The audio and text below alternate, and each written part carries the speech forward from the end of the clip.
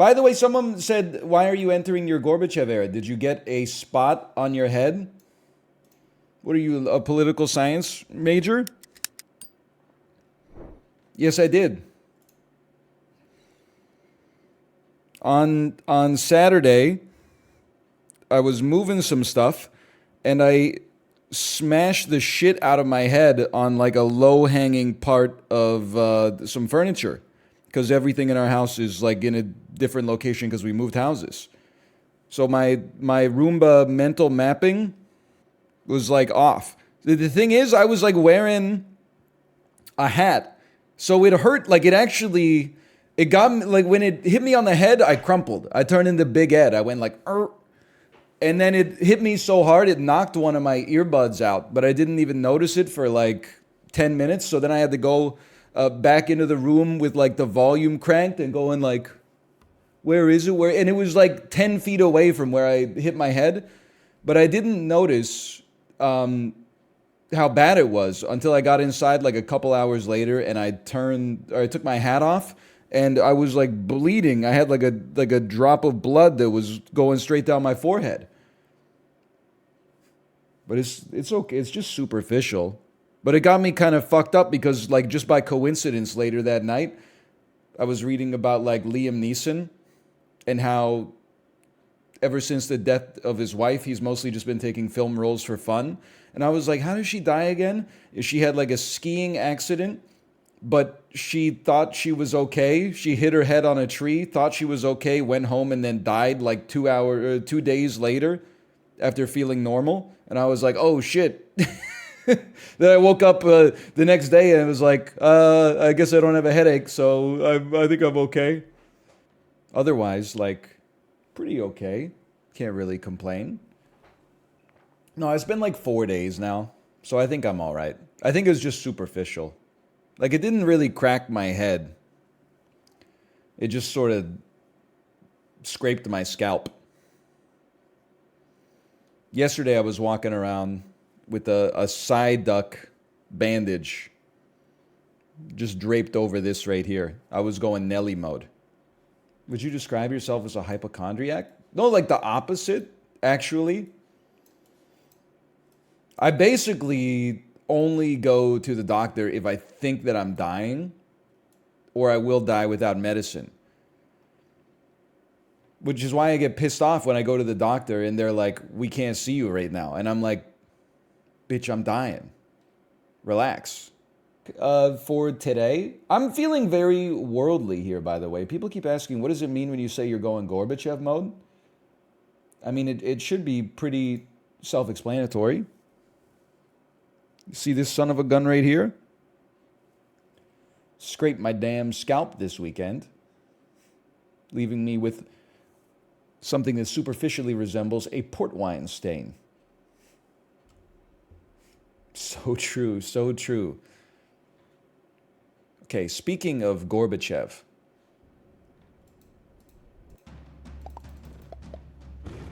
Why are you entering your Gorbachev era on July 4th?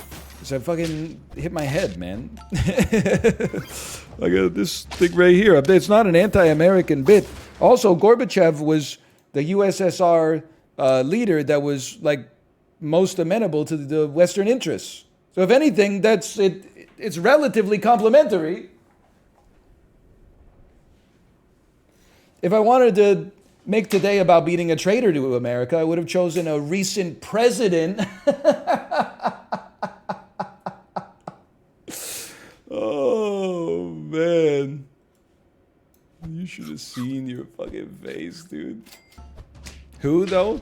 You know. Just think about it for a minute. Gerald Ford. Unironically, kind of, though. Dude becomes the president. First thing he does is play the Uno reverse card on the legal repercussions for Richard Nixon. Like, come on, man.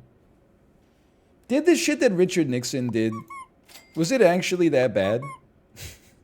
Because Frank Langella is very charismatic as Richard Nixon in Frost v. Nixon. Like, I think he won Best Oscar. Yeah? He was just goofing around. Well, wasn't like one of the worst things a person's ever done?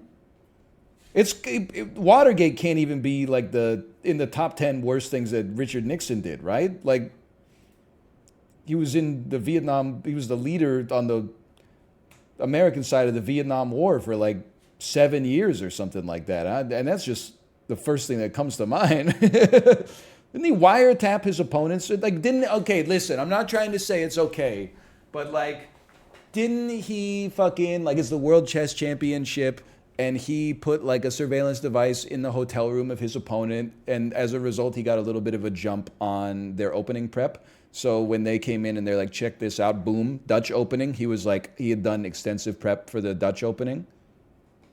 He loved wiretapping. I'm not saying that that's good.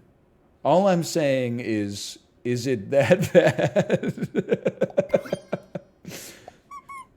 Relative to some other things that presidents could have done and have also definitely done. I guess what I'm trying to say is not why is Watergate so notorious, but rather why does it seem like there's like a new Watergate like once every couple of months, but then it's just like nothing happens. You know what I mean? Like after Watergate, that dude had the exfil. You ever see he was on the White House lawn going like this, peace and love, peace and love. I know I was like a driving force for the war, but peace and love, everybody, peace and love. And then he took a helicopter out. I can't believe Bill Clinton got his dick sucked in the Oval Office. Listen, you fucker. He didn't inhale, okay? Isn't that enough for you? Or when are you gonna let it go, okay? It's been 10 years. See, I was trying to, I was adding multiple layers to the joke. That's what I was trying to do. It's kind of crazy Watergate was 10 years ago. I know, right? And like, I'm so old, I get fucking Watergate confused with Ocean Gate. Am I right, Kevin? Did you hear about this one? I don't know, I'm just spitballing. Anyway. -2, that came to me in a flash of genius, man. I am getting old, though. This is such a segue into, like, my Type 5. I am getting old, though. You know you're getting old when you start to think it's crazy that historical events happen in your lifetime. It's fucking insane to me that I was alive when the Berlin Wall fell down. That just doesn't sound right, quite frankly. My ass was... When I took my first breath on planet Earth, the USSR was still a country. That can't be right. That just doesn't seem sensible. Okay, question mark? Well, I'm not trying to say like it makes me special. I'm just saying it, like I'm so old that I'm starting to doubt like my own birth year because I'm like, that sounds like too long ago. Hey, Steven Seagal official, thanks for the gifted subscriptions. Thank you. Big fan of some of your work. Under Siege, maybe. Out for Blood. That one's not so bad, I think. Name 3 Steven Seagal movies. Machete.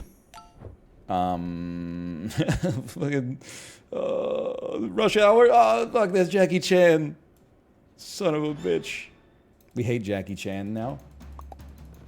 Yeah, dude, I got grifted by it. I knew Jackie Chan had some skeletons in his closet, but when I saw the viral tweet that was like, here's him and his daughter reacting to like his old movies, and she says like, wow, Dad, you're amazing.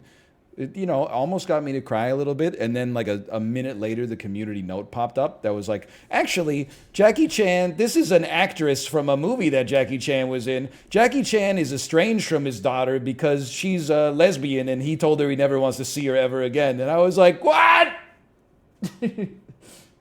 So I got fucking gaslit into weeping because of like a heartfelt Huawei commercial or something. Makes me sick. Oh, but large jelly. Ah! Ooh. Thoughts on Jackie Chan not actually doing his own stunts? What? What are you talking about? Pump the brakes, kid. That man's a national treasure. Well, that's Nicolas Cage, but still. Not true, not true. Dude, he must have done his own stunts. I saw him fucking falling through the through the awnings on top of the stores and shit like that, and fucking using an umbrella to grab onto the bus. That's Jackie Chan, bro.